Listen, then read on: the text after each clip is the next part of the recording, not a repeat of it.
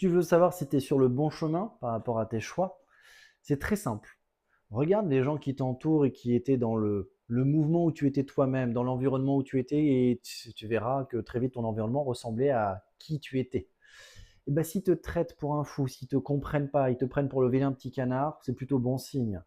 Parce que tu dois regarder et observer ce qui t'entoure. Si ce qui tu es, tu l'aimes pas, tu vas vite comprendre que l'environnement que tu avais créé va avec. Et quand ton environnement commence à te décrier, à pas te comprendre et tout ça, c'est très très bien. Continue, ne t'arrête pas. Crée un nouvel environnement qui tend vers ce que tu veux être, avoir et faire. Et beaucoup de gens, des fois, se disent: est-ce que je suis bon chemin ou pas?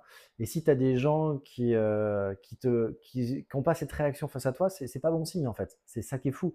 C'est qu'il faut être un incompris pour pouvoir savoir si on avance ou pas. C'est complètement taré, mais c'est comme ça que ça se passe.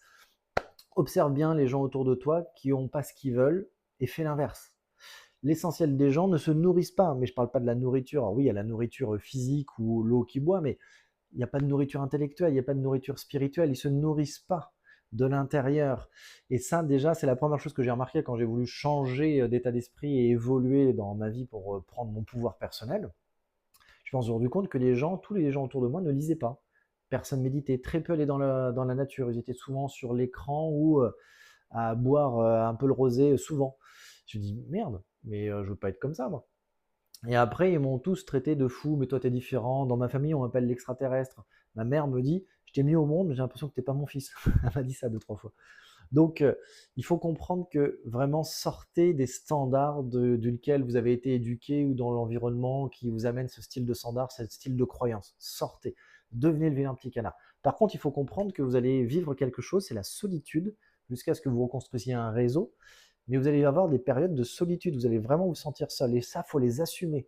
Parce que très souvent, quand on rentre dans les peurs de la solitude ou quoi que ce soit, on préfère plus souvent être mal accompagné que se sentir seul. Et il y en a plein qui disent: ah non, moi je préfère être seul que mal accompagné. Je vous promets que 90% des gens préfèrent être mal accompagné que se sentir seul, parce que se sentir seul, quand on ne sait pas l'assumer, ça fait très mal, c'est très difficile à passer comme cap. Donc, il faut que vous ayez ça à assumer, faites attention. Et ensuite, faites des efforts cohérents avec le bon plan, continuez quoi qu'il arrive, vous verrez que vous créerez du réseau dans la route, dans le chemin, vous allez créer des nouveaux réseaux avec des gens qui seront de ce standard plus élevé, et vous allez voir que quand vous allez commencer à vous réaliser vos rêves et à réaliser que vous avez un pouvoir infini, vous allez vous réveiller chaque matin avec le bonheur de vous dire: waouh, je suis heureux d'être qui je suis. Et là, on est dans son chemin de vie, là, je vous le dis tout de suite.